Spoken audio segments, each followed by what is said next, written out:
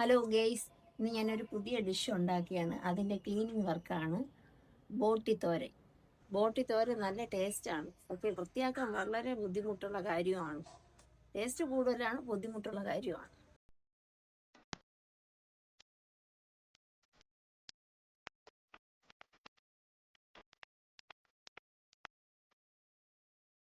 ഇതിനെ ഇളക്കുന്നത് ചൂടുവെള്ളം ഒഴിക്കുമ്പോഴാണ് ഇതിൻ്റെ സ്കിന്ന് ഇളകി വരുന്നത്.